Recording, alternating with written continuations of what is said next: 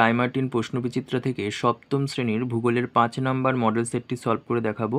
First unit test 5 নম্বর model set. তো চলো শুরু করা যাক। দেখো 1 নম্বর, পৃথিবী থেকে সূর্যের গড় দূরত্ব হচ্ছে 15 কোটি কিলোমিটার। 2 নম্বর, পৃথিবীর আবর্তনের গতিবেগ সর্বাপেক্ষা বেশি নিরক্ষীয় অঞ্চলে। 3 নম্বর, সৌর বছর ধরা হয় 365 দিনকে। 4 নম্বর, দেখো ভারতের প্রমাণ দ্রাঘিমার মান হলো 82 ডিগ্রি 30 মিনিট পূর্ব। আচ্ছা, তারপরে 5 নম্বর, এশিয়ার পিত নদী বলা হয় হোয়াংহো নদীকে। তারপরে দেখো 6 নম্বর, বিশ্বের বৃহত্তম সামুদ্রিক তৈলখনি হলো সাফানিয়া। তারপর দেখো 1 নম্বর, 3রা জানুয়ারি সূর্য থেকে পৃথিবীর দূরত্ব সর্বাপেক্ষা বেশি হয়, এটা অশুদ্ধ হবে। 3রা জানুয়ারি সর্বাপেক্ষা কম হয়, আর 4 জুলাই হচ্ছে সর্বাপেক্ষা বেশি হয়। আচ্ছা, 2 নম্বর, লেনা নদী বৈকাল পর্বত থেকে উৎপত্তি লাভ করেছে, শুদ্ধ। তারপরে দেখো ম্যাচ কর্কটক্রান্তি রেখা, এটা হবে 23.5 ডিগ্রি উত্তর। মকরক্রান্তি রেখা, এটা হবে 23.5 ডিগ্রি দক্ষিণ।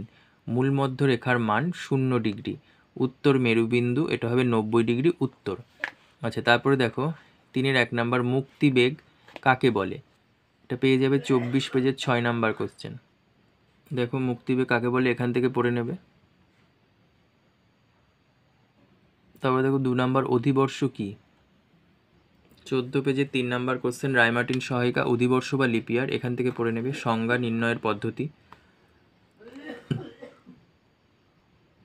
তারপর দেখো 3 নম্বর, জিপিএস কি, এর ব্যবহার লেখো। দেখো 52 পেজের 12 নম্বর জিপিএস কি পেয়ে যাবে। এই সংজ্ঞা লিখবে। মহাকাশে প্রেরিত কৃত্রিম উপগ্রহের সাহায্যে ভূপৃষ্ঠের কোনো স্থানের অবস্থান নির্ণয়ের কৌশলকে জিপিএস বলে, বা গ্লোবাল পজিশনিং সিস্টেম বলে। জিপিএস এর ব্যবহারগুলি পেয়ে যাবে 45 পেজের 17 নম্বর কোশ্চেন। দেখো সঠিক অবস্থান নির্ণয়, যানবাহন সংক্রান্ত তথ্য, প্রতিরক্ষামূলক কাজ, জরিপ কার্যে, ম্যাপ প্রস্তুতিতে, আবহাওয়া সংক্রান্ত তথ্য প্রদান এবং সঠিক জ্যামিতিক অবস্থান নির্ণয় করতে। তারপর দেখো ভূমধ্যসাগরীয় জলবায়ু অঞ্চলে কী কী গাছ জন্মায়। দেখো ভূমধ্যসাগরীয় জলবায়ু অঞ্চলে যে সমস্ত গাছ জন্মায়, কর্ক, তারপর দেখো ওক, চ্যাপারেল,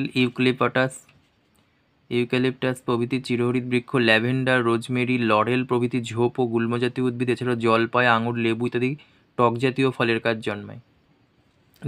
1 নম্বর, দেখো অপসূর ও অনুসূরের অবস্থান সম্পর্কে লেখো। দেখো পেজ নাম্বার 8, 1 নম্বর কোশ্চেন। এপাশে দেখবে।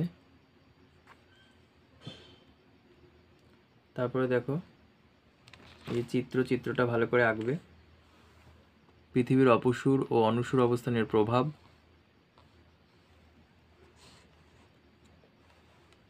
ঋতুর স্থায়িত্ব বৃদ্ধি।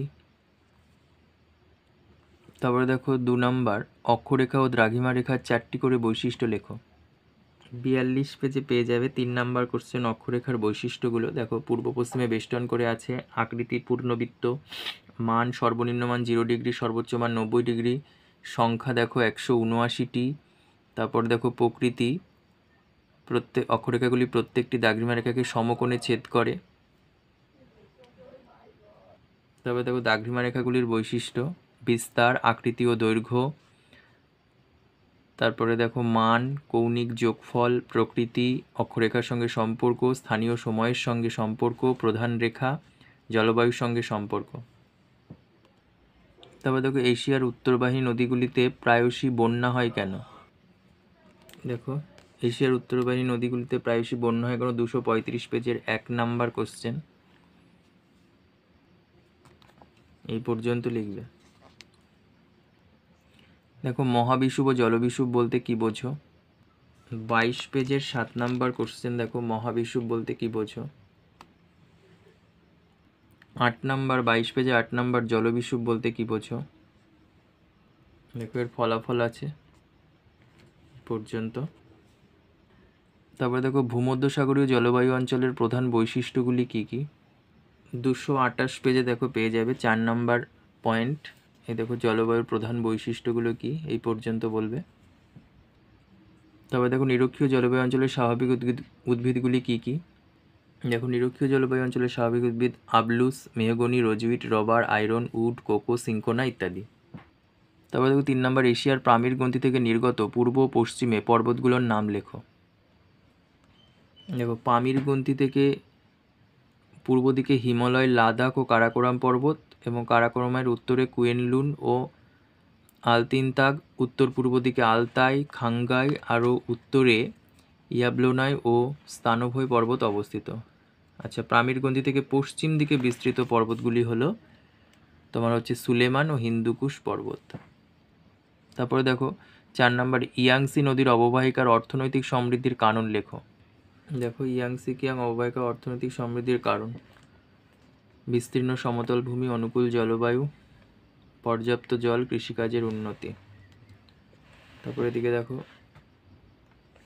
খনিজ সম্পদের প্রাচুর্য, শিল্পের উন্নতি, বন্দরের সান্নিধ্য, উন্নত পরিকাঠামো, ঘন জনবসতি।